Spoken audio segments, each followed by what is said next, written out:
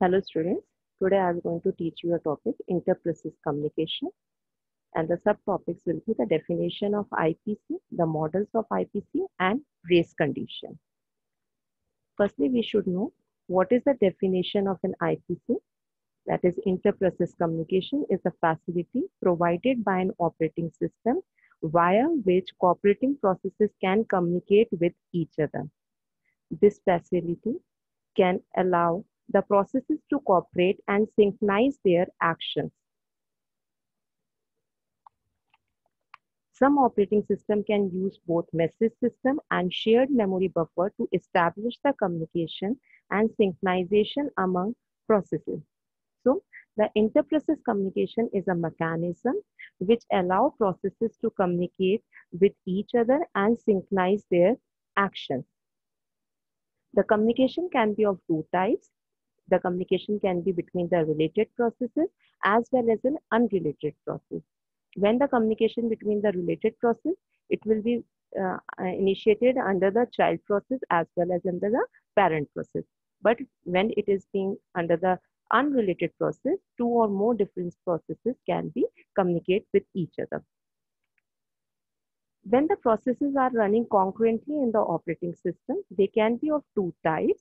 The process can be an independent process or a cooperating process.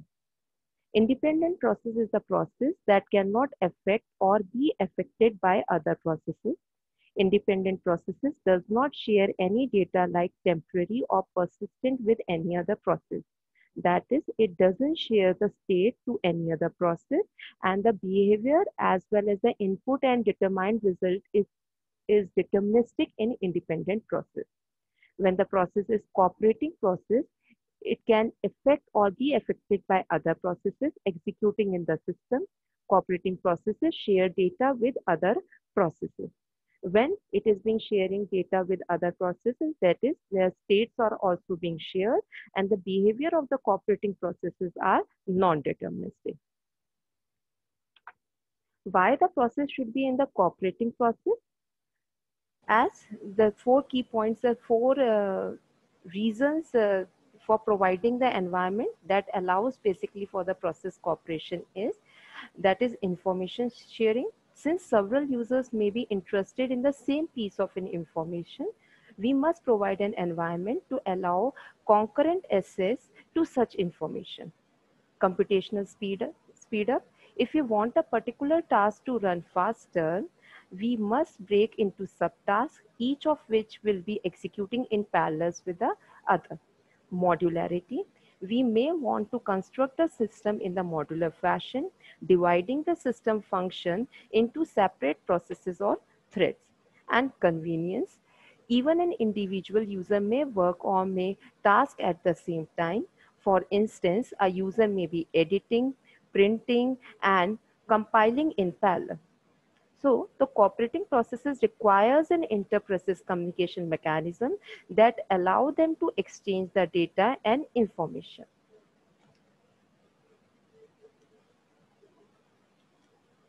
Working together with multiple processes requires an inter-process communication method which basically allow them to exchange data along with various information. There are two primary models for inter-process communication. First is shared memory and second is message passing. In shared memory model, a region of memory which is shared by cooperating processes get established. Processes can be then able to exchange information by reading and writing all the data to the shared region. And in the message passing form, communication takes place by way of message among the cooperating processes. Firstly, I will discuss the shared memory. In shared memory, the communication between the process using shared memory requires process to share some variable, and it completely depends on how programmer will implement it. One way of communication using shared memory can be imagined like this, which we can see in this particular figure, that is process A and process B are executing simultaneously and they share some resources or use some other information from another process. Process A generate information about certain computation or resources being used, and keep it as a record in shared memory.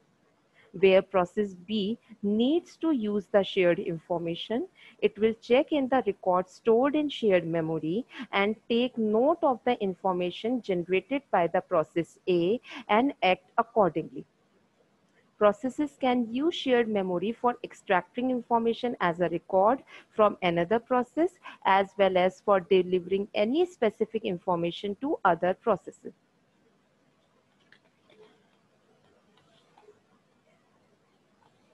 In message passing, as we can see, the process A keeps the message into the message queue. The message is being the message is being kept onto the head of the queue. All the messages have been placed onto the message queue. Then process B extract the messages from the message queue. So these are both the methods for the communication, and basic structure is basically can be from the between the process via the shared memory method and via the message passing method. So we can understand that IPC, it is basically the facility provided by an operating system through which cooperating processes can communicate with each other. The next topic which I'm going to discuss today is race condition.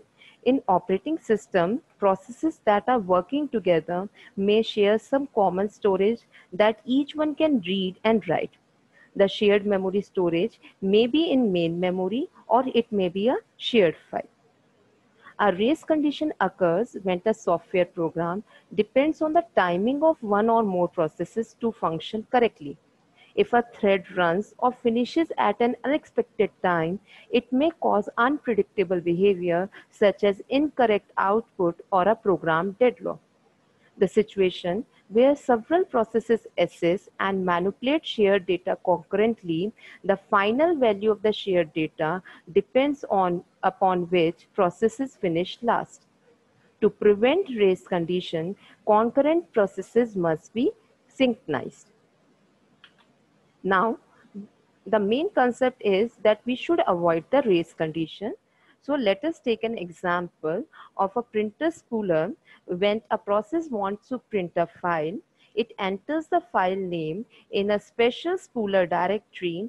Imagine that our spooler directory has a large number of slots numbered from 0, 1, 2, and so on, each one capable of holding a file name.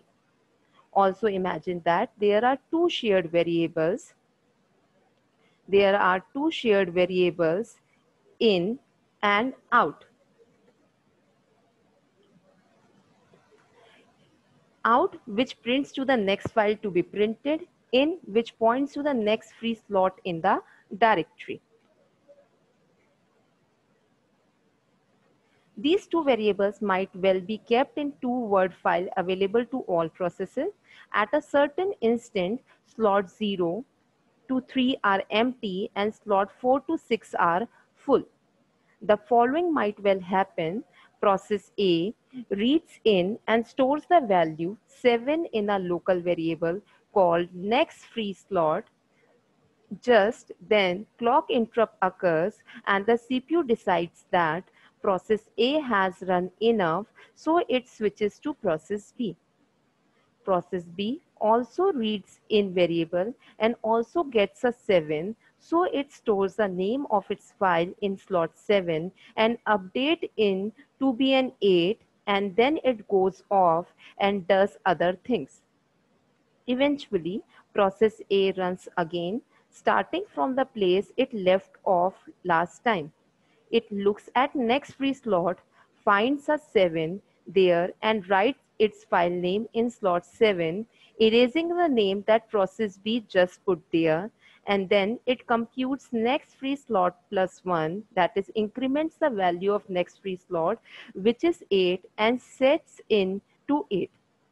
Situation like this, where two or more processes are reading or writing some shared data and the final result depends on who runs precisely when, are called race condition. debugging program containing race condition is no fun at all. The result of most test runs are fine. So for the proper working, we should avoid the race condition when the processes are running concurrently in the system.